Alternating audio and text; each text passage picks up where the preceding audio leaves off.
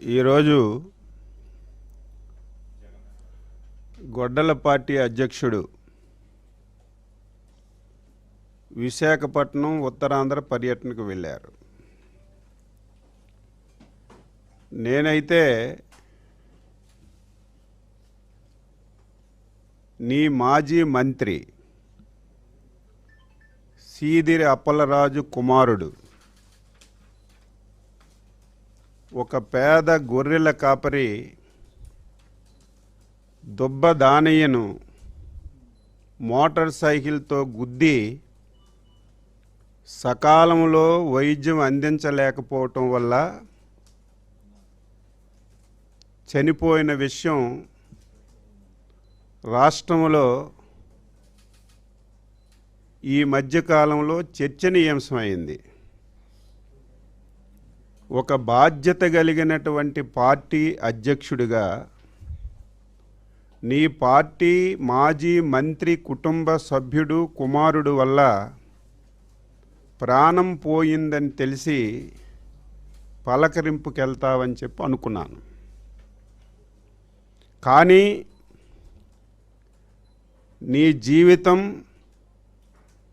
నీ గొడ్డల పార్టీ జీవితం అబద్ధాల పునాదుల మీద పుట్టినటువంటి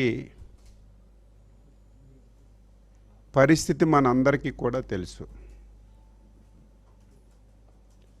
ప్రకృతి వైపరీత్యం వల్ల విశాఖపట్నంలో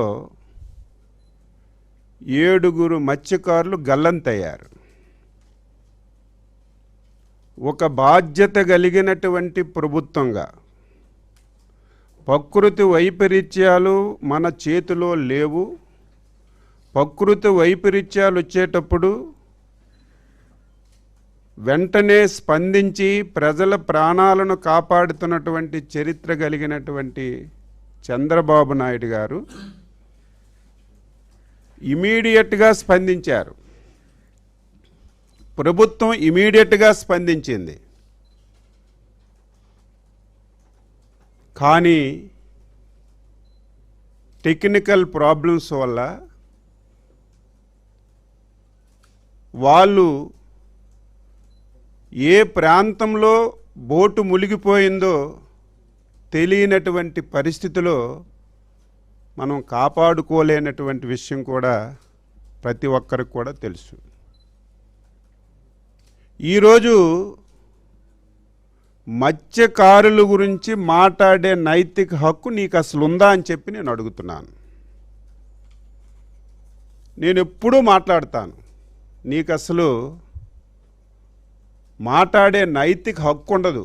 ఎందుకంటే నువ్వేదో ఈరోజు కొత్తగా వచ్చి రాజకీయ పార్టీ పెట్టి నువ్వు మాట్లాడితే దానికి ఒక పర్థం ఉంటుంది. 2 సంవత్సరాల ముందు వరకు ఈ రాష్ట్రానికి ముఖ్యమంత్రిగా వెలగబెట్టినటువంటి వ్యక్తివి నువ్వు. 5 సంవత్సరాల్లో కూడా ప్రకృతి వైపరీత్యాలు వచ్చాయి. 5 సంవత్సరాలు కూడా ఈ రాష్ట్రంలో చాలామంది మత్స్యకార సోదరులు సముద్రంలో వేటకెళ్ళి చనిపోయారు.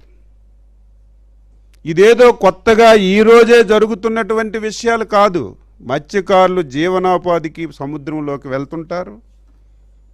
అప్పుడప్పుడు అకాలంగా ప్రకృతి వైపరీత్యాలు వచ్చేటప్పుడు చాలామంది చనిపోవడం జరుగుతుంది. నేను స్పష్టంగా అడుగుతున్నాను, 2019 గొడ్డల పార్టీ అధికారంలోకి వచ్చిన తర్వాత ఇదే విధంగా సముద్రంలో వేటకెళ్ళి ప్రకృతి వైపరీత్యాలు వచ్చేటప్పుడు 275 మంది చనిపోయారు.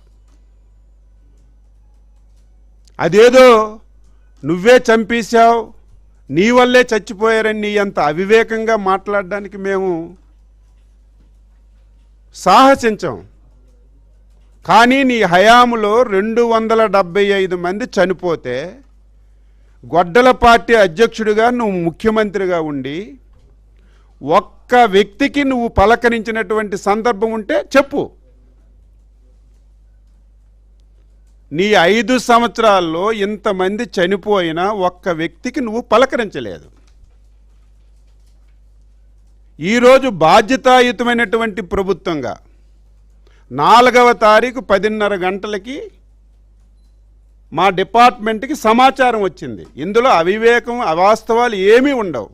10:30 గంటలకి మాకు సమాచారం వస్తే ఈరోజు ఈ ప్రభుత్వం వచ్చిన తర్వాత ఇటువంటి ప్రకృతి వైపరీత్యాల్లో ఏ ఒక్కరికి ప్రాణ నష్టం జరగకూడదని ప్రతి బోటుకి ట్రాన్స్పాండర్ నిర్మించాం, వాటికి అరేంజ్ చేశాం.